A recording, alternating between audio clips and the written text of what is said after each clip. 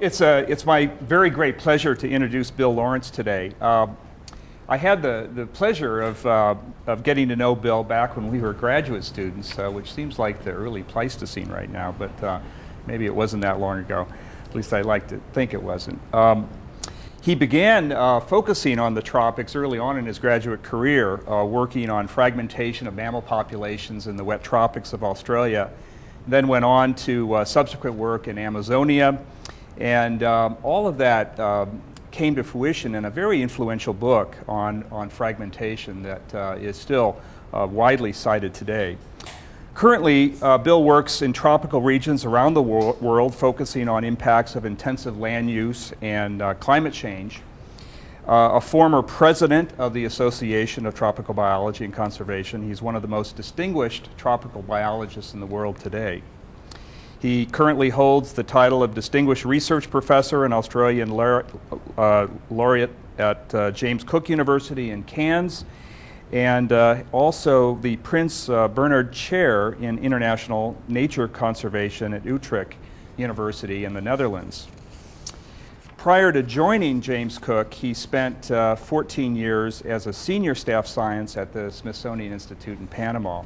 He's published an impressive 6 books and over 350 publications. So it's a great pleasure to have Bill with us today.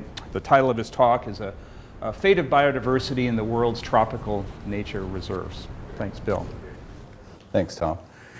Well, good afternoon, everybody. I guess it's afternoon. I tell you, for me, it's morning, early morning. I just came in from Australia, and I'm afraid I'm probably jet lagging very badly. Tom's taken pity on me and bought me a strong cup of coffee, and I'm waiting for the chemicals to take effect any moment. You wanted here. decaf, right? That might explain it, yeah. I could be the first speaker actually to fall asleep in their own presentation here today.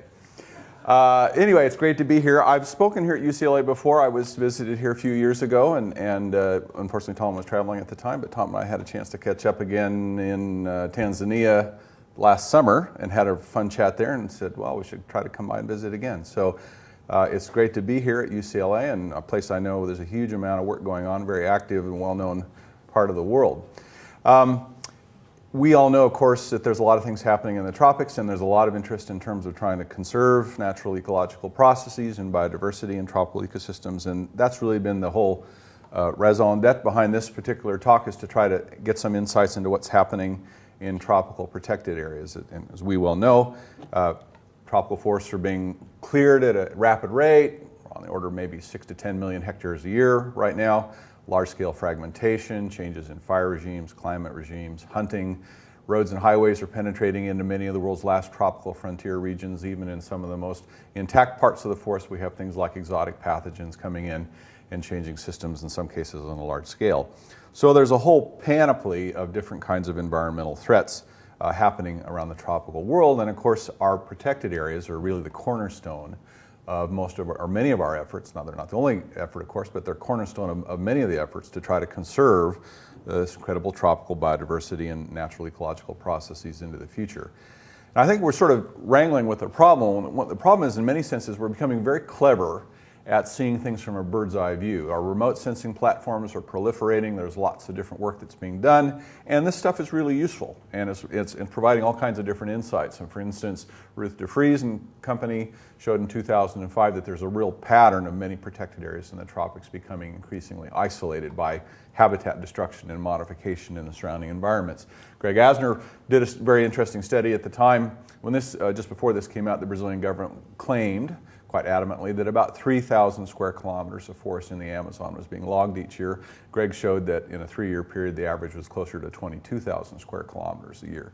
And there's various other studies. Nadine Laporte showed that there was over 50,000 kilometers of new logging roads in the Congo Basin. There's all kinds of important insights that are being provided by these remote sensing studies, but they're not really getting down to the ground level to give us insights into what's really happening to things like biodiversity and ecological and ecosystem processes. So really, and if you start looking at work that's being done, you see it's very patchy, very sparse in terms of trying to make broad-scale inferences. So that was really the motivation behind this particular study, was to try to get some insights into what's happening in a more systematic way into tropical protected areas. So are these protected areas in effect going to function as arks for biodiversity and for natural ecological processes. If we see change, and of course we think we will be seeing some changes, are these changes idiosyncratic? I mean, are all the reserves sort of changing in different ways, or are there some common patterns and themes in terms of the kinds of change that we're seeing? Obviously, what's driving the changes, and finally, what I'm not going to talk about very much, which is what are the biggest gaps in our knowledge. But it's those 4 questions that really were sort of driving this work. Now, I've got to be upfront with you from the outset here and confess that this study is very much based on bad data. Of course, you know that BAD stands for best available data.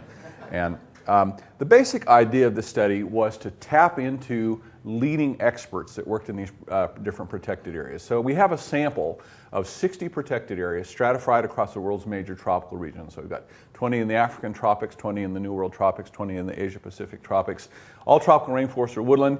We set a criterion that there had to be at least 10 refereed publications per site. There had to be some knowledge base there in order to be included in our study. Beyond that, there wasn't much or many other criteria.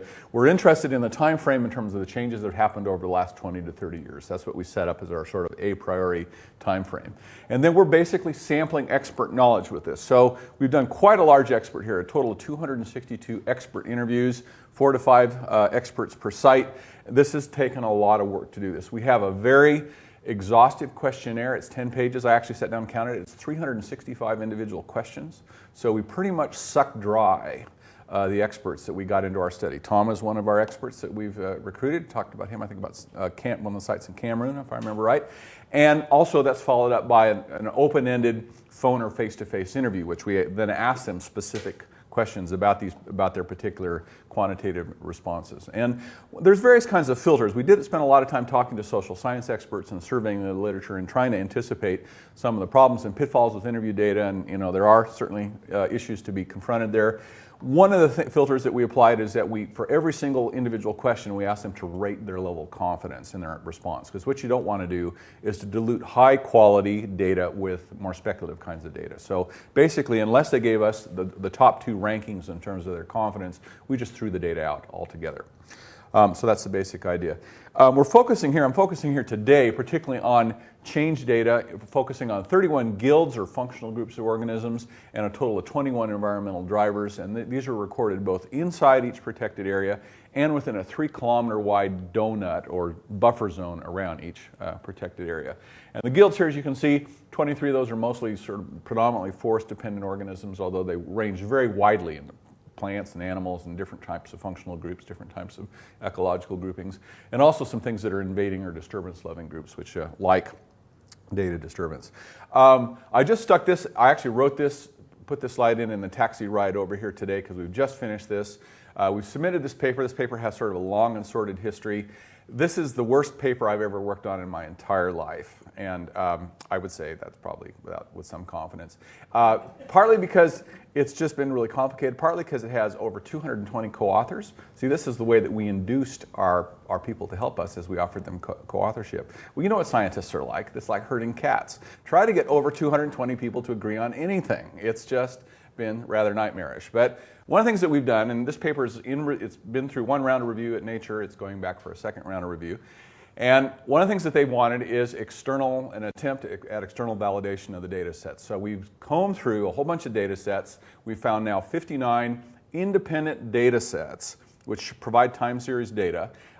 These encompass 27 of the protected areas and 16 guilds and 13 of the environmental drivers. Now it's very patchy. In other words, there's probably something like 3,000 different combinations of environmental guilds and drivers for our different protected areas. We're only sampling a very tiny percentage of those.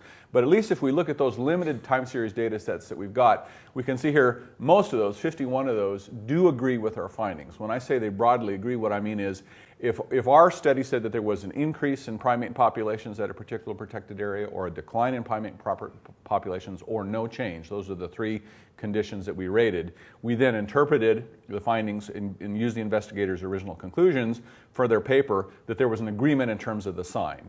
The other good thing that we discovered is that there was no what we call so-called fundamental disagreements. In other words, let's say we said that the top carnivores at a site were declining, and whereas a paper in fact provided data showing that they were in fact increasing. So that there was no fundamental disagreements. All the disagreements had to do with things like, Our study said there was no significant trend, and then they showed that there was, in fact, say, a declining trend or an increasing trend. But it wasn't any kind of diametrical disagreement, which, broadly speaking, gives us a reasonable amount of confidence in our findings here, particularly given the sort of the scope of different kinds of things that we talk to our experts about. So just to give you an idea of the distribution of our sites here, you can see we've got some sites in West Africa, some sites in the Congo Basin, some sites in the Eastern Arc Forest here, one site in Madagascar. We've also got sites in South China, in Indochina here, in the Sunda Shelf region, the Philippines, New Guinea, and one site in North Queensland. And then also some sites in Central America, one site in the Caribbean, some sites in the Andes, some sites in the Amazon Basin, and then one site down in the Brazilian Atlantic Forest here. So fairly broad geographic coverage across the world's major tropical regions, not really including sort of Oceania very much, but other than that, we're getting our major continental biota or regions. You can see the reserve sizes varied very widely here. So they range, smallest reserve was 160 hectares in area, largest was 3.6 million hectares in area. So a huge range of variation in sizes. But 85% of those were over 10,000 hectares in area. So we're not talking about a large, predominantly we're talking about reserves that are fairly respectable in terms of their size, with some small ones, but overall a lot of fairly large reserves here. Median size was about 100,000 hectares. Now, we've been looking at the reserves in various kinds of ways, trying to work out whether or not our sample is typical of the protected areas within these regions. One of the things that we've done is to put these into IUCN categories, and you probably know that the IUCN 1 through 4 are the so-called high protection categories. IUCN categories 5 and 6 are more multiple use categories, and then you get some things that are just not classified. And when we look at the frequency distribution of our 60 sites versus what you would expect from looking at over 16,000 reserves in the same 35 nations that our reserves are found in, you in fact see no significant difference in the overall proportions. So that's one good thing. I'm just about to look now, we've actually done some analysis which are just, in fact I have the data in hand, I just haven't had time to look at them yet, in which we're comparing also the remoteness of our areas. In this case it's the distance, the travel time to the nearest city of greater than 50,000 people. As you know, sites that are less remote may be more subject to environmental pressures than more remote sites. So one question is whether or not our reserves are typical in that sense as well. And I have the data. We're going to do probably this afternoon. I'll probably be able to provide that answer. But anyways, working on this pretty actively right now. In terms of the analysis here, we've ended up selecting a pretty simplified approach. We in fact did record quantitative data. By that I mean ordinal data on the magnitude of change in our different response variables. So we, for instance, would say top carnivores. Did they increase by, 1 means that they increased by between 10 and 25%, 2 means 25 to 50%, 3 means greater than 50%, et cetera, et cetera. Also the same thing for negative values. So we did have quantitative scores. Ultimately, we ended up simplifying this just into a very simple system of just -1, 0, and +1. So we recorded those data from each individual expert, and then we averaged those scores among the experts in order to come up with a composite, which is a continuous variable, a composite score for that site. In fact, we've now gone back and reanalyzed the data with the quantitative scores, and in fact, the effect sizes that you get from that are virtually identical to what you get with this method. So it doesn't really matter how you do this. The reason that we didn't use the ordinal data is it turns out it's a bit statistically dodgy to calculate means and standard deviations, which you need for effect sizes, using ordinal data. There's a paper, 1946 in Science, that talks about why this is dodgy. So we just thought, well, we'll take this more conservative approach.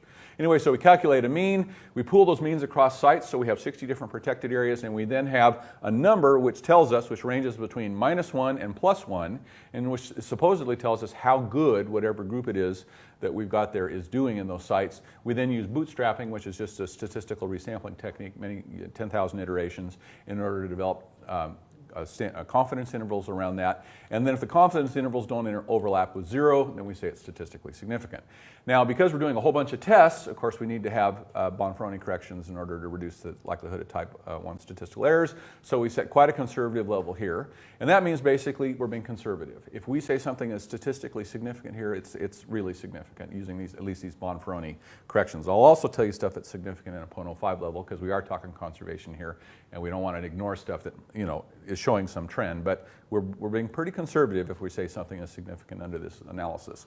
So this is what the data look like, and I'll show you a bunch of graphs that look like this. So as I mentioned, everything ranges between -1 and +1. Generally speaking, -1 means bad, means something's decreasing, and +1 means good. But in some things like weeds, that would be things would be the opposite to that, of course.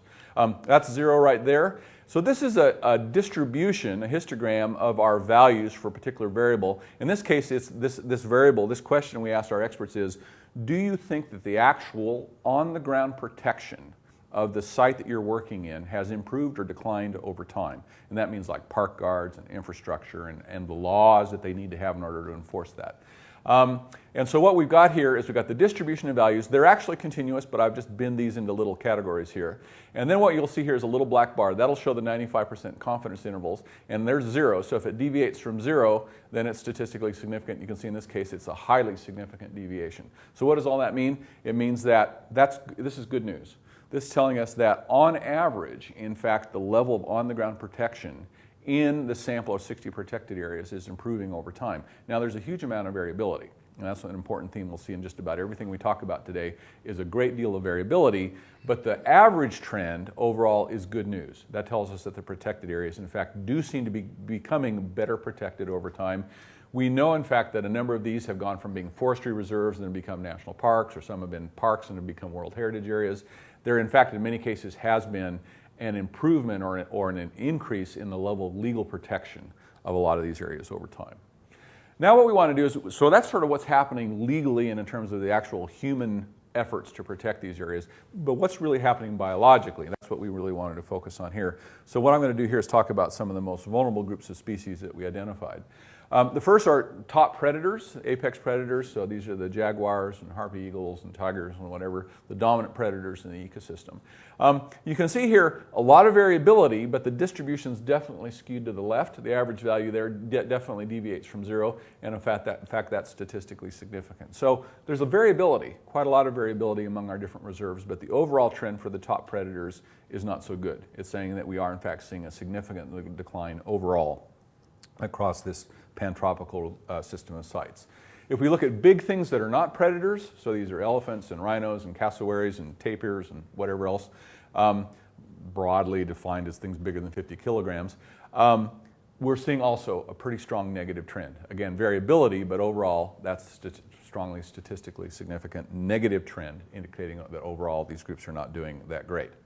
Looking at things like stream-dwelling amphibians, a lot of sites are not reporting a change, but whenever there's a change reported, it's always negative. Okay, so this is attributable to things like chytrid fungus, also pollution in streams, sometimes exotic species, some fish species that are predators are important. A lot of channelization, a lot of water pollution, things like that can be affecting these things. In some cases, there's changes happening outside the reserves, and the reserve doesn't include the entire watershed. And so there's sedimentation and water pollution coming into systems from the outside in microclimatic changes in the water that's probably affecting stream-dwelling species as well. Also, terrestrial amphibians were another group. A little bit of a surprise here, but these also seem to be declining when there is a report of a change. Although, again, many sites are not reporting a change, but when they are, it's usually negative. Similar trends for lizards and larger reptiles. In some cases, there's some pretty good data sets on this, so it's surprising how, again, a lot of variability, but there are some documented cases, for example, at La Selva in Costa Rica, where there's been some pretty clear evidence of declines there. Non-venomous snakes. We distinguish between venomous and non-venomous snakes because our impression was people tend to, at least my experience in places like Brazil, is whenever anybody sees a venomous snake, even in our research areas where they're not supposed to, they meet with a fate, often involving a machete. But it turns out non-venomous snakes was a group that came out as being vulnerable as well. Stream fish, in many cases, were really vulnerable. So again, water quality seems to be a pretty pervasive change. There's all kinds of things affecting, sedimentation rates in streams, mercury pollution because of illegal gold mining, land use change, which is just resulting in large-scale changes in water chemistry and sedimentation and temperature and oxygenation, things like this, and as well as exotic species in some cases. So there's a variety of things that seem to be affecting freshwater fish. These are large-seeded old-growth trees, a group that's also reported, again, not changing in a lot of places, but when there's a change, there's definitely a bias towards more negative values.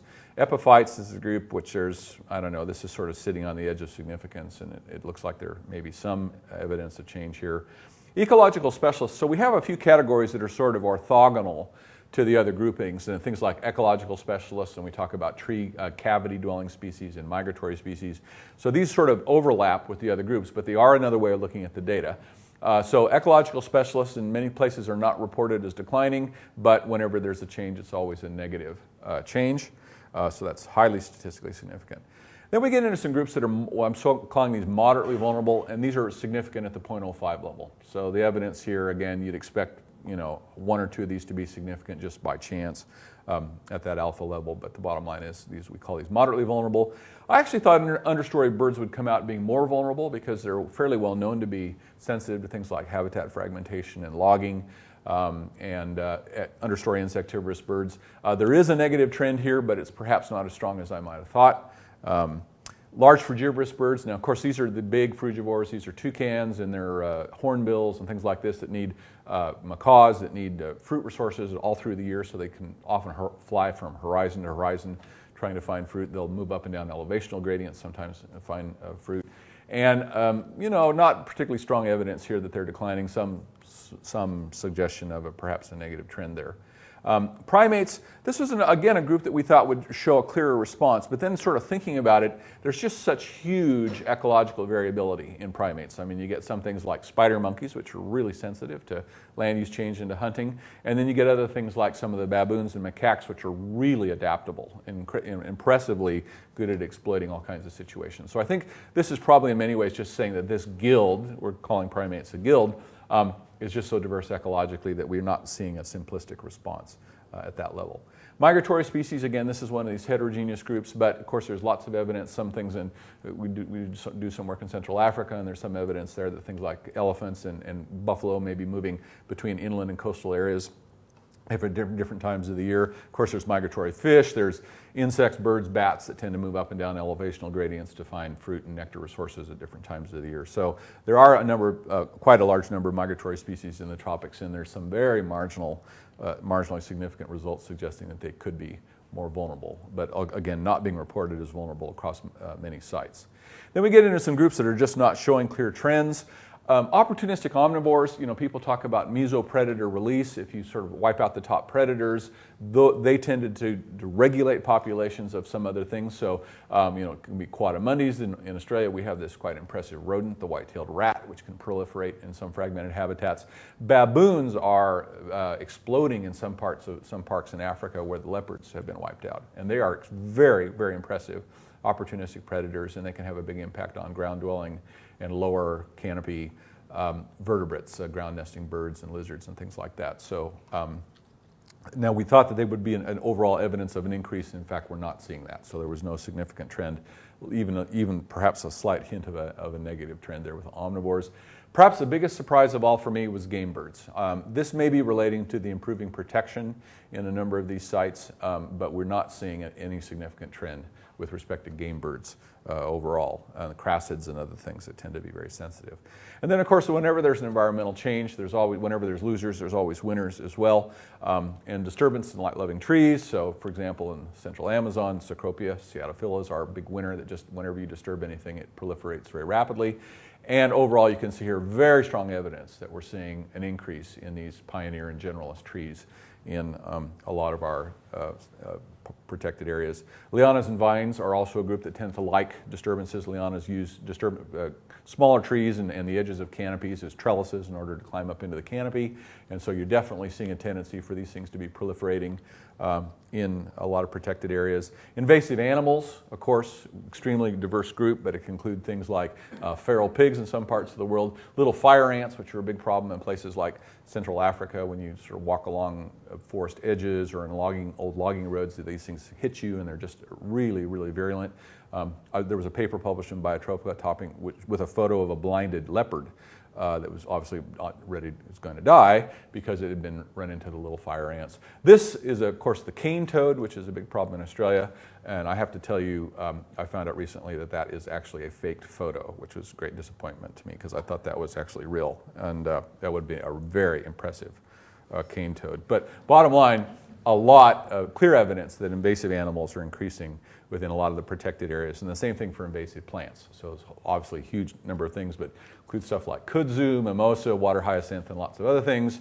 And there's clear evidence that these are increasing within many protected areas around the world.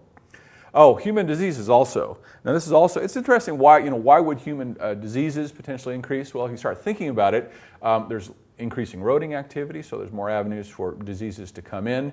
There's increasing human populations in a number of places, so you've got more reservoirs for disease. And in fact, there's various studies which are showing that a lot of the biting arthropods, particularly insects, mosquitoes tend to increase in areas where you've got habitat disturbance, for instance, or peri-urban areas. For instance, there's a study in the Amazon, in the Peruvian Amazon, and I think it was something like 400 times more malaria vectoring mosquitoes in cleared and peri-urban areas than in an intact forest. So there's oftentimes big increases there. So for a variety of reasons, there does seem to be an increase in human diseases associated with protected areas. And then you get some groups that are poorly known, and these are just some of the ones that have more than 50% of the sites just don't have any data at all. And it's not surprising, it includes a lot of invertebrate groups, it includes some of the bats and some of the things that are just harder to study, amphibians and reptiles, that type of stuff.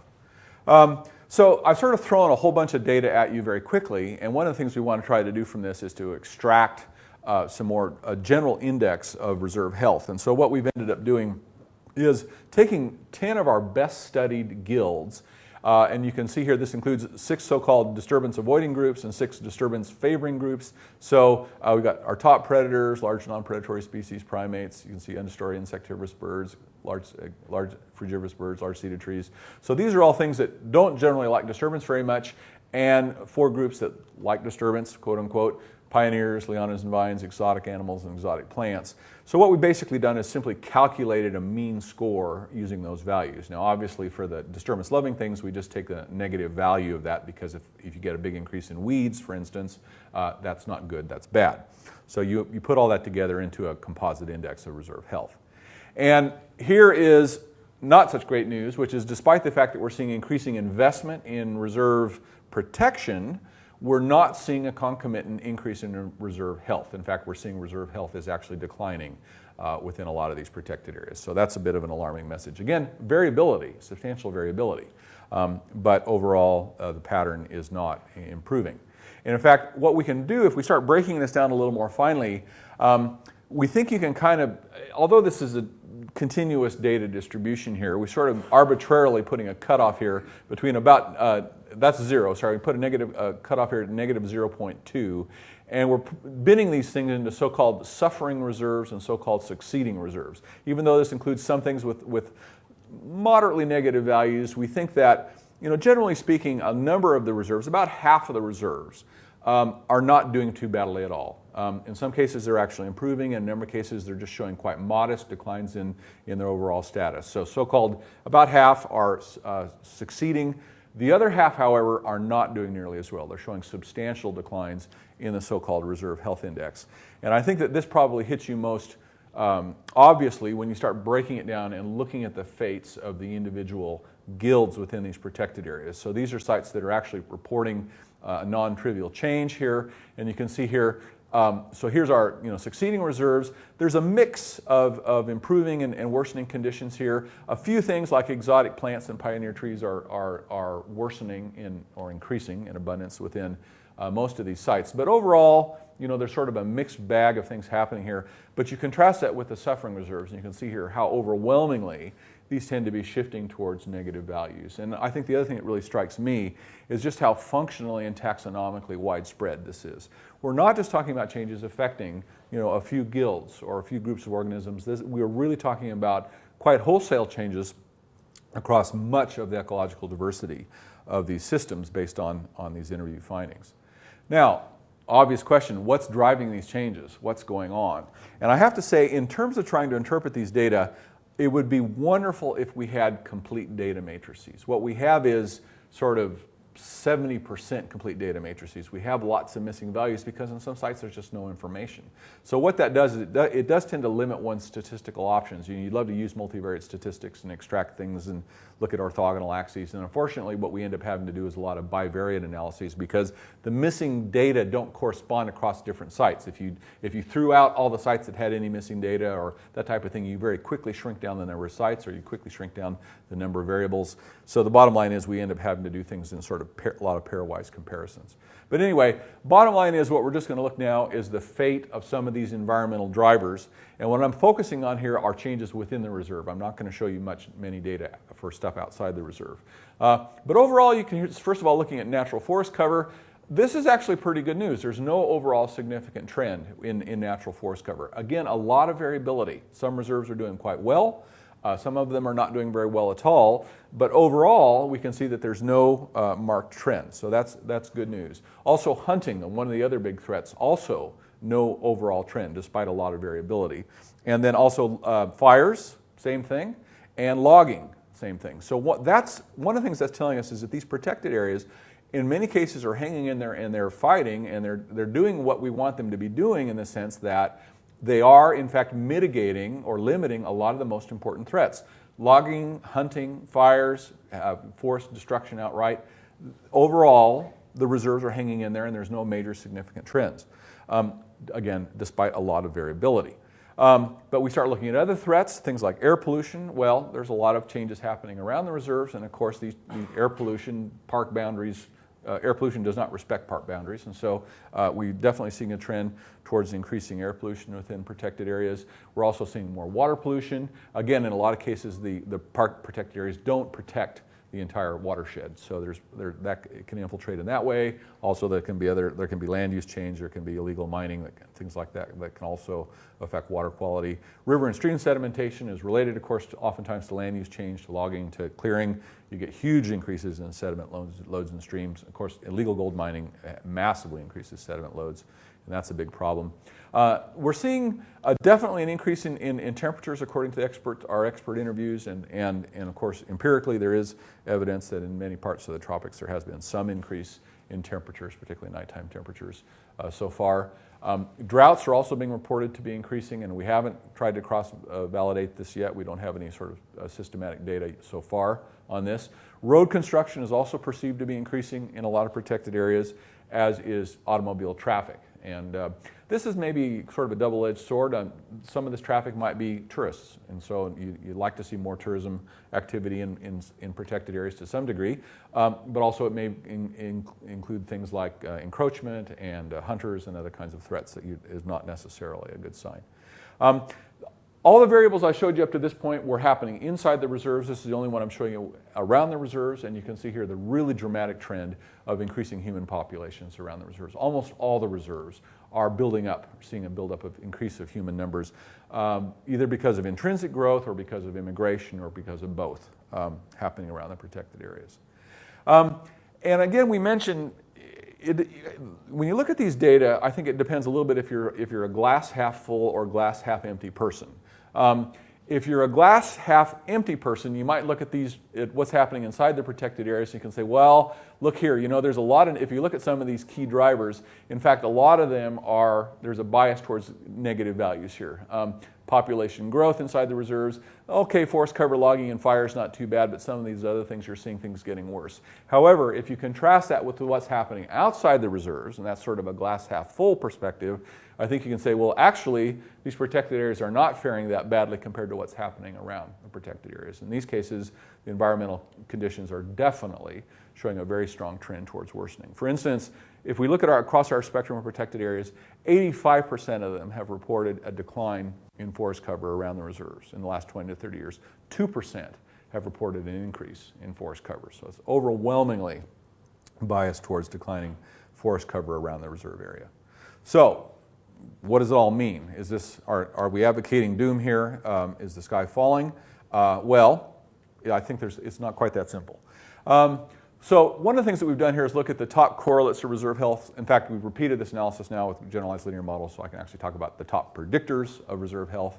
And it turns out that there's 7 factors of all the different environmental drivers, both inside and outside the reserves. 7 of the drivers fall out as the most important proximate drivers of declining reserve health. And the first one, number one, definitely is declining forest cover inside the reserve. That comes out as a very strong factor. Number two, though, is increasing forest cover inside the reserves, also increasing logging inside the reserve, and then we get into declining forest cover outside the reserve, increasing hunting inside the reserve, increasing fires outside the reserve, and increasing logging outside the reserve. So all those are highly statistically significant, either just using a Bonferroni corrected spearman rank test or also using generalized linear models. So for me, I sort of get two main lessons or messages from those particular sets of tests. Firstly is that there's probably two main things that are fundamentally affecting these protected areas. One is habitat disruption, so that's forest clearing and logging and fires, and also overexploitation. So that's overhunting and harvest of non-timber products. So they include fuel wood and lots of other things that tend to be harvested. So those kinds of two broad categories. It's not pollution as much, it's not climate change as much, but it's not saying that those things may not be important in the future, and it's not saying that they aren't having some impact, but relative to the sort of sledgehammer-like blows that are happening in a lot of these protected areas from these other big threats, from habitat disruption and from overharvesting, those things are not as important. Second pattern I get out of this is that it's not just changes inside the reserve that are important. It's also changes happening around the reserves that are also affecting their ecological integrity. This can be because of the insularizing effects of habitat destruction. It can be because of edge effects and fragmentation effects and other things as well. So those are probably the two main patterns there. But I think there's also something else going on here, and that is this.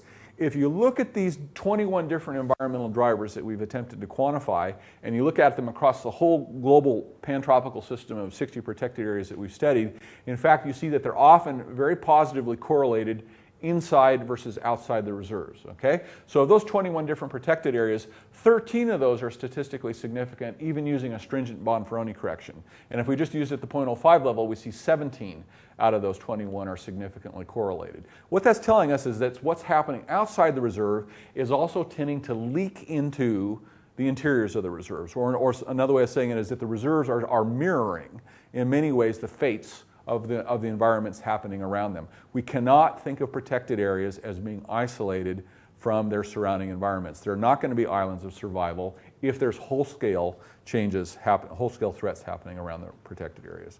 Now, population growth is not a direct significant correlator of declining reserve health. But there is some evidence, I think, that it may in fact be associated in a less direct way with some of these other factors. In fact, if we look at population growth, at least at a 0.05 level, we see that it tends to be positively correlated with some of the key things that we are looking at in terms of important environmental drivers. So population growth around the reserve tends to lead to increasing fires, increasing in deforestation, and increasing logging outside the reserve.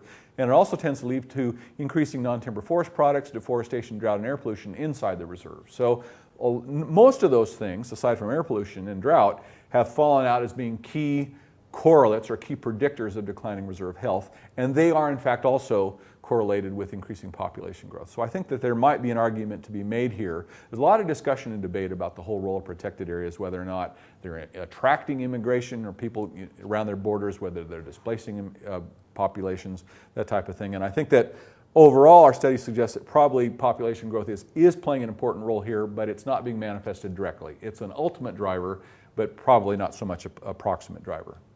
Another thing that falls out of the analysis is that there definitely is a signal here in terms of the reserve protection. We talked about that reserve protection index in the beginning, and that overall it was improving over time. And you really do see the impact of this across the protected areas. So what we've done here, this is our reserve protection index here. So these are the reserves that are getting worse. These are the ones that are getting better in terms of their protection. Here's our reserve health index. There's 0 right there. So there's a relatively limited number of reserves that are declining or that are improving in health, quite a number that are declining. But overall here you can see there's a positive relationship between reserve protection and reserve health, and that holds across all 3 of the major tropical regions here. So that's the analysis of covariance. You can see here there's no difference among the 3 continents, but there is a very strong effect of reserve protection. So again, there's a lot of variability around those regression lines, but the bottom line is it looks like overall investments in reserve protection are having a pretty important impact on the viability of reserves. So it's not helpless here. We do in fact have some obvious things that we can do to try to enhance reserve health. So I guess the bottom line, what makes a reserve happy? Well, protecting it from its major proximate threats, and its habitat disruption and overexploitation. but also really important, managing the forest around the reserves. We ignore the surrounding environments at our peril, okay, at the peril of biodiversity. We're talking about these major things happening around the reserves. There's a whole set of different issues of social, economic, environmental issues that this raises. And also another conclusion is that at least at this point, key drivers such as pollution and climate change don't appear to be nearly as important as, again, these sort of sledgehammer-like impacts of these other things that are happening within the protected areas. So just to conclude here, summarize some of the main points. About 2/3 of all the reserves that we looked at in our study, in our sample, which we think is pretty representative, we're showing evidence of ecological deterioration in terms of measuring the abundances of some of the major groups. About half of those seriously. So overall, we think about half of the reserves are doing a pretty respectable job, and about half of them seem to be suffering to some degree. In the suffering reserves, when you look at the distribution of what's happening, you see that the changes, the environmental changes are very widespread taxonomically and functioning. There's a whole sweeping array of different kinds of changes, environmental deterioration that's happening in those. The reserves that deteriorate the least over time are definitely those with the best on-the-ground protection. And finally, I think just a really critical conclusion is that it's not just changes happening inside the reserve that are important. We cannot think of these things as islands. The environments around them are also really critical for sustaining their long-term integrity into the future. So, thank you.